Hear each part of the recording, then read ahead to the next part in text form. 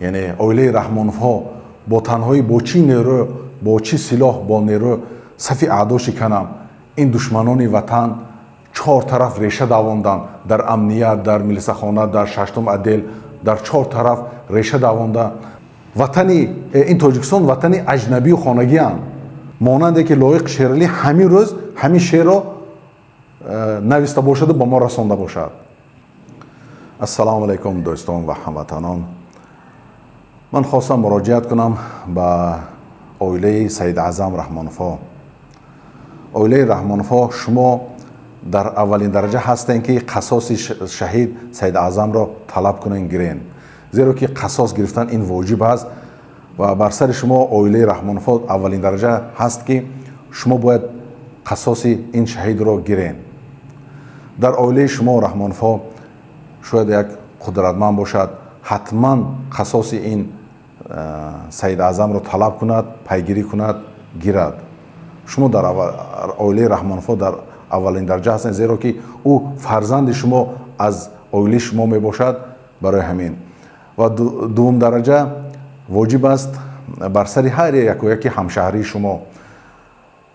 شما بر سر آنها هم واجب است که آنها قصاص شهید سید اعظم را بگیرند. و سوم درجه بر سر هر یک و یکی تاجیکستانیان واجب است که قصاص این هموطن خودشان را طلب کنند، گیرند. ما تاجیکستانی ها هر یک و یکی ما و شما باید نگذاریم که هموطنان ما و شما کشته شوند و ما خاموش باشیم. این واجب است بر سر هر یک و یک شما، خواه این کشته شده ملتش تاجیک باشد، ازبک باشد یا پامیری باشد، کسی باشد نباشد، تاجیکستانی باشد، بر سر هر یکی تاجیکستانیان واجب است که ما طلب کنیم قصاص هموطنان خود را. و دیروز خبرها شنیدم که کسی معلومات دهد که کی در این جنایت دست داشت، در این شکنجه، در این کشتار. هموطنان ما و شما 35,000 دلار مکافات میدیم گفتند و در برآمد محمد اقبال دیدم او هم گفت یک هموطن میخواد 10,000 دلار مکافات بس برای معلوماتی که کی در این کشتار در این جنایت دست داشت. و خودی محمد اقبال هم گفت که من 1,000 دلار میدیم به کسی که همون او دستوری نشان داد و قپید سید اعظم را. این خیلی خبرها رو شنیده خیلی خوشحال میشم که هموطنان ما و شما خواب نیستند و پیگیری میکنند و قصاص رو طلب میکنند. خب دوستان، شاید از اویله رحمانفها یا دیگر هموطنان ما و شما گویند که شما نمیدونید که در تاجیکستان چی حالت هست. در تاجیکستان ظلم مقامات از حد گذشته رفتگی هست. این حالت ها رو شما نمیدونید. شاید اینطوری گویند. راستی گپ من میفهمم حالتی که در تاجیکستان هست.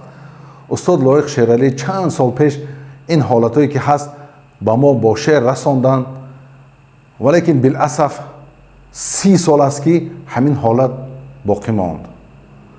هموطنان نگاه کنیم استاد لایق شیرالی چی میگویند در شعرهایشان. میگویند دشمنان 4 طرف اجنبی و خانگی اند. یعنی میگویند که این دشمنان وطن 4 طرف ریشه دواندن در امنیت، در ملیسخانه، در ششتم عدل، در 4 طرف ریشه دوانده اجنبی و خانگی اند. میگویند تنی تنها بچی نیرو صف اعدا شکنم. یعنی در دوامش میگویند که من تنها، یعنی اویله رحمانفها با تنهایی با چی نیرو با چی سلاح با نیرو صف اعدا شکنم. یعنی اجنبی ها در 4 طرف ریشه دواندن، من با چی نیرو این صف اعدا را شکنم. میگویند و در دوامش میگن که دوست دشمن نسق و دشمنی تو دوست نماست. یعنی دوستای اصلی شما با لقب های سلفی و اکستریمیستی و خائن و مخالف همین با تهمت ها دشمن نسقن، همین دوستای تو همون ها هستن. میگویند دشمنان تو دوست نماست. میگویند یعنی نگاه کنید همون خائنای وطن که در مقامات جای گرفتن و این سید اعظم و این مانند این جوانان رو میکشند، اینها خائنا چی دعوا دارند؟ میگن نه ما دوست شما هستیم، ما غمخوار این وطن هستیم، غمخوار این جوانان هستیم، ما امنیت رو میخواهیم، ما حمایتگر هستیم. یعنی دوستنماست هستند، دوای دوستی میکنند، لیکن لایق شیرلی میگویند دشمنی تو همونا خائنا هستند، لیکن دوای دوستنمایی میکنند. و در دوامش میگن که راست گویم بپرانند ز چشم و دهانم. یعنی کسی راست بگوید، همین حقیقت رو گوید که شما بالعکس خائن هستین، آنها رو میپرانند ز چشم و دهانم. یعنی نگاه کنید که این همین خائنای وطن، دوستای این وطن، غمخوری این وطن رو دستگیر کردن، پر از زندان همه کسانی هستند که حق گویند. همین راست میگویی حتما تو زندان میشوی یا پرانده میشوی. همین حق گویا هستند که پر از زندان یا شکنجه کشته شدن در زندان هستند. و دیگر راستگویان کشته شدند، باز زهر دادن کشته شدند، یا در ترکیه پراندند کشتند. و دیگرانی که خود را حمایت کردند گریخته رفتند، در دیگر دولت ها گریزه شدند. اینها حق گویان، راست گویان که گریخته شدند یا با زهر کشته شدند یا پرانده شدند. نگاه کنید حق گویان، راست گویان حالتشون چی هست. و در دوامش یک درد و علم را لایق شیرلی می نویسد. میگوید که تاجیکان اندر وطنی خیش چرا متهم است، یا خطا رفته به تاجیک تولد شدنم. خیلی مفهوم است، هر یک ما شما میفهمیم. نگاه کنید که تاجیکا در چه حالتند. همین سید اعظم را شاید گفته باشند که تو تاجیکی در وطن خیش تو متهم هستی، تو سید اعظم متهم هستی، تو خطا رفته به تاجیک تولد شدی. هم سید اعظم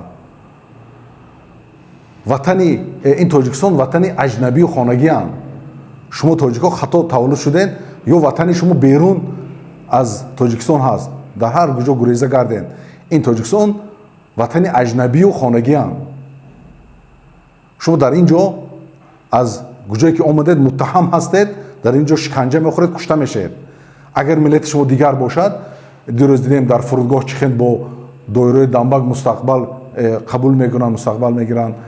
یعنی ملت شما اگر غیر تاجیک میبود شما عزت داشتین، یا اگر ملت شما قرغیز یا روس میبود، اگر شما کشته میشدین جرز این مقامات رو میبرآوردن. لیکن شما خطا رفته به تاجیک تولد شدین، این سید اعظم مانند این آدم‌ها.